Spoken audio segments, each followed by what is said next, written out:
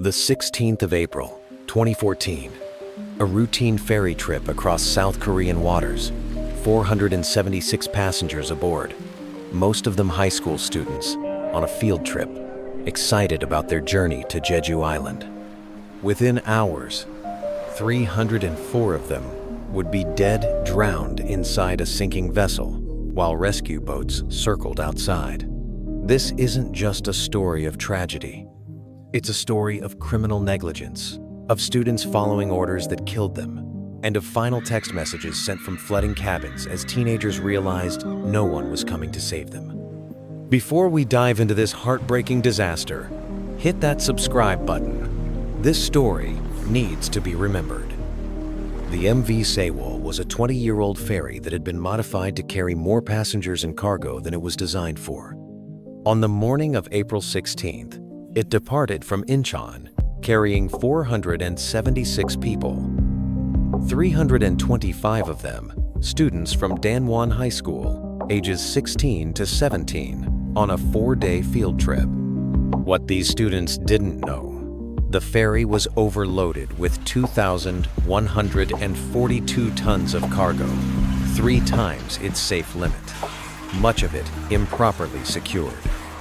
The ship's ballast water had been reduced to make room for more cargo, making it dangerously unstable.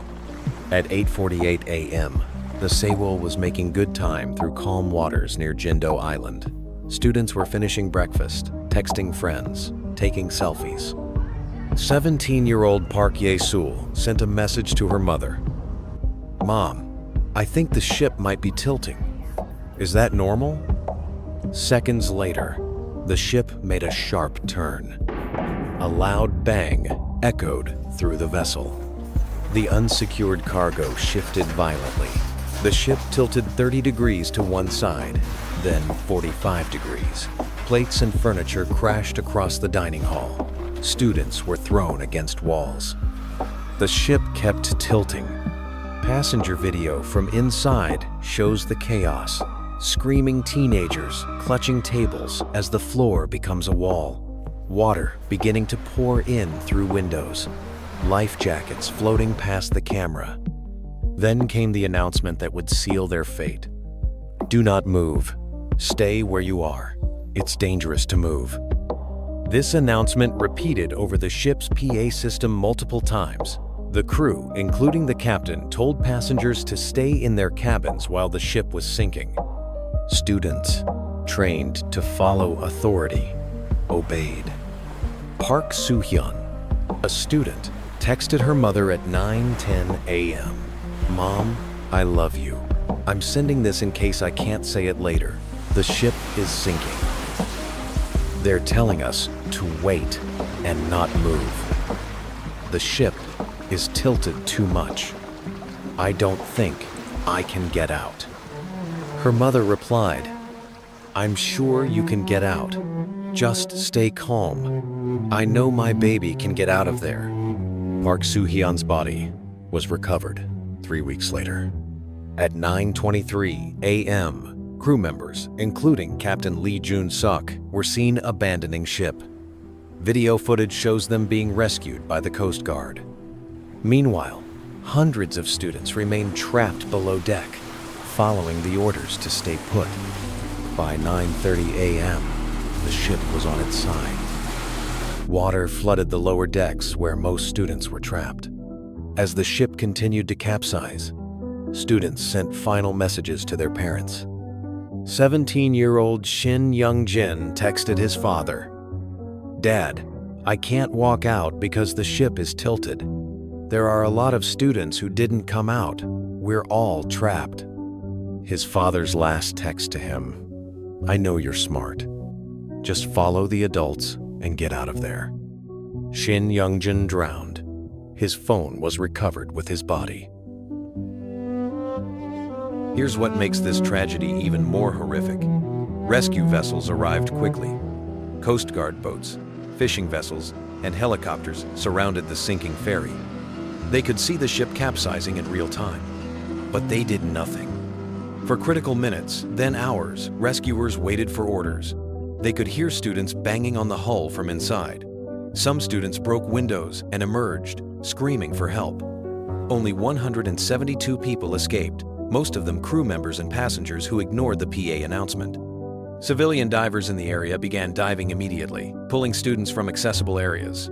But the Coast Guard's response was catastrophic. Radio communications revealed confusion and delayed action. One diver later testified, "We could have saved so many more if we'd been allowed to act immediately." Some students made it to air pockets inside the ship. They used their phones to record final messages. In one recovered video, a group of girls are shown in a flooding cabin, water up to their necks, holding onto pipes. One says to the camera, "If anyone finds this, please tell our parents we love them. We tried so hard to get out." By 10:17 a.m., the Sewol had completely capsized. Only the hull remained visible above water. Coast Guard boats circled the wreck. Rescuers could hear students trapped inside, banging on the metal, screaming for help. But proper diving equipment and trained rescue divers didn't arrive for hours. By the time they did, the air pockets had flooded. The final death toll: 304 dead, 172 survivors. Of the dead, 250 were students from Danwon High School. Entire friend groups wiped out. Some families lost multiple children. The recovery operation lasted months. Divers worked in near-zero visibility in freezing water, navigating through a labyrinth of hallways and cabins filled with bodies. 9 divers died or suffered severe injuries during the recovery. Bodies were found in groups, clustered together. They had followed orders to stay in their rooms. Some were found still clutching their phones, their final texts unsent. The investigation revealed criminal negligence at every level. The ferry was overloaded and unstable. Safety regulations had been repeatedly ignored. The crew abandoned passengers while ordering them to stay. The Coast Guard's response was catastrophically slow. Government officials lied about rescue efforts.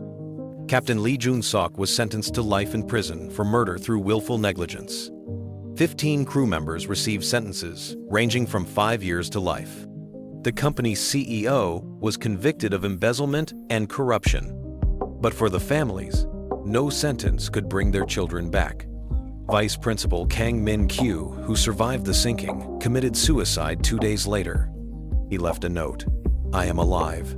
It is too painful. I take responsibility for everything. I pushed ahead with the field trip. Please cremate my body and scatter my ashes where the children are." South Korea was traumatized. Millions watched the disaster unfold on live television, seeing the ship sink while rescue boats stood by. The government's initial lies about the rescue effort, claiming all students were saved, created a crisis of trust. The families of the victims became activists, demanding accountability and safety reforms. Yellow ribbons became a symbol of remembrance throughout South Korea. In 2017, the Sewol was raised from the seabed. Inside, they found the bodies of 9 students who had been missing. They also found students' belongings, backpacks, shoes, and phones containing their final messages. The Sewol disaster wasn't just an accident. It was a failure of systems, of authority, of adults who were supposed to protect children. Those students followed the rules. They trusted the adults. They obeyed orders, and it killed them. The ones who survived were mostly those who broke the rules, who ignored the announcements and fought their way out. A tragic lesson. Sometimes survival means disobeying authority. Today, South Korea holds annual memorials for the 304 victims.